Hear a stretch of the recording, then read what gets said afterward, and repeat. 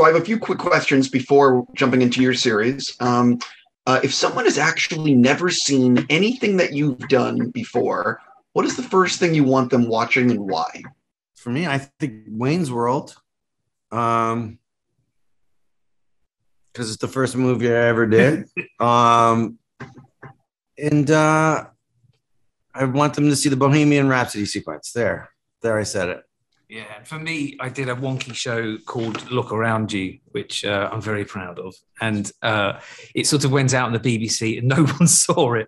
But I'm very proud of it. And it's lovely because people in the States and the UK, comedy fans find stuff, they know stuff. So it's always lovely when someone comes up and goes, I love Look Around You. And even though it's 20 years ago, comedy endures. And in many ways, the Pentaverate for me is almost like it's an extension of Look Around You, in the sense it's world building, it's original, it's finding areas of comedy that haven't been explored yet. So yeah, so that's for me, that's my Look Around You is a comic masterpiece.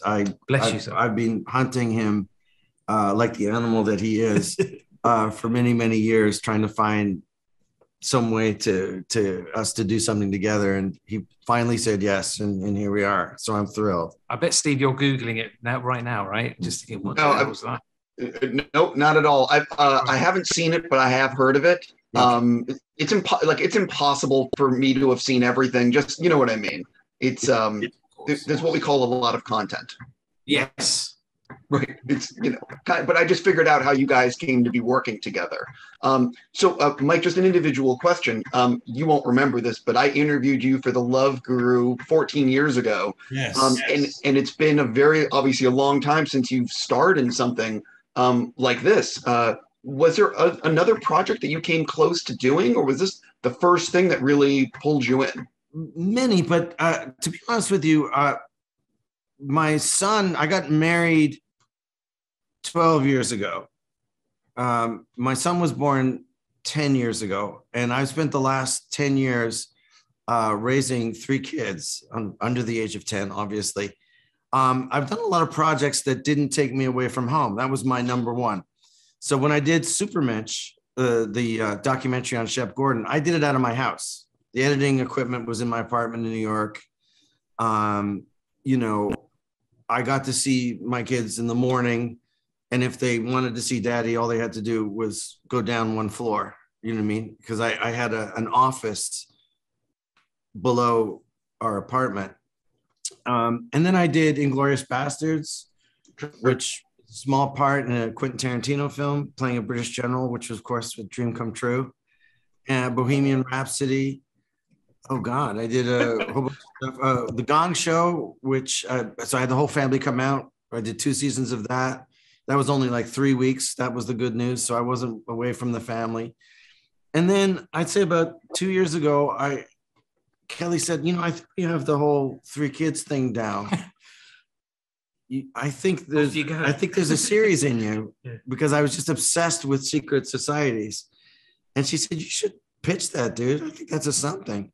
And so about 2 years ago, and then we had the COVID year, of course, but maybe it was 3 years ago now, because you always have to add 1 year for COVID whenever you think something happened. Sure. And I went in and I said to Netflix, what if 5 people ran the world? But what if they were nice? And what if I played all 5 people? And they said, yeah, sounds great. And this is what I love about Netflix. And I went, okay. And then I hunted him down. He was the first thing I did was hunt down Tim Kirkby. And then I said, what if there was 5 directors and they were all assholes? No, I didn't.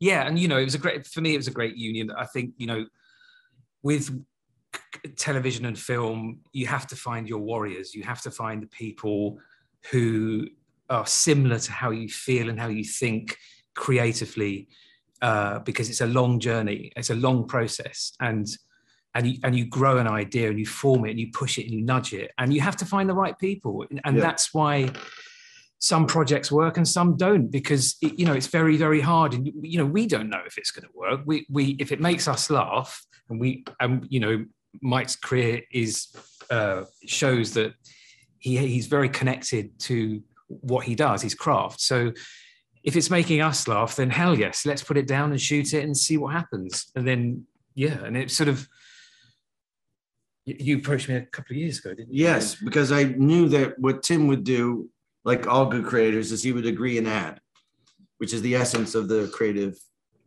experience. And what Tim also understood was that anything you do, is what Del Close from Second City talked about, is a transformative thing. So there's so much of Tim Kirkby in this show that was him saying, well, what if? And then it was crazy. Man, what if, man? Yeah, what if, man? Yeah, what if?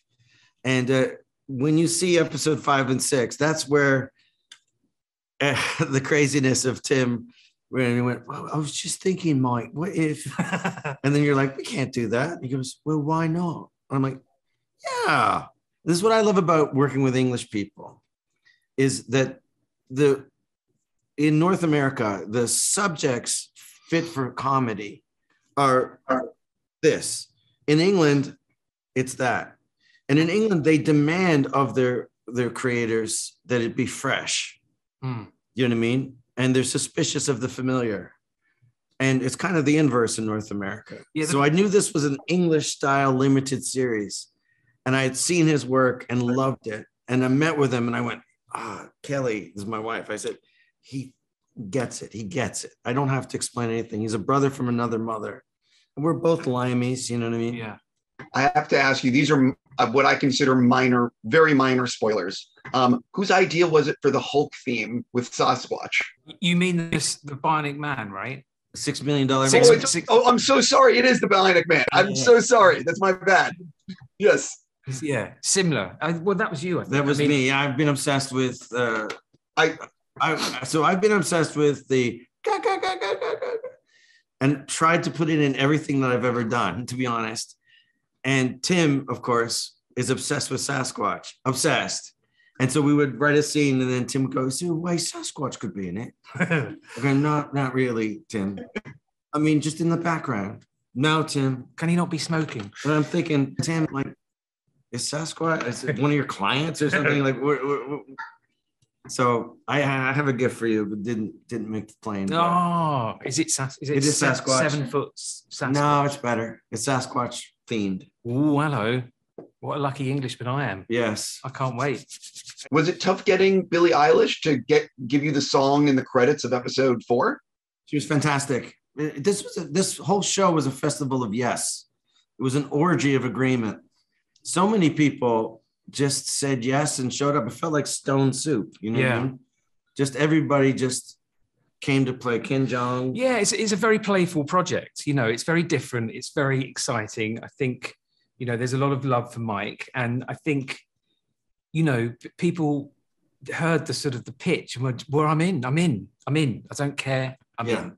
So we had the luxury of dreaming up actors and situations and writing scenarios and dreaming up, you know, moments to welcome that, because it felt very playful, creative, and very open as well.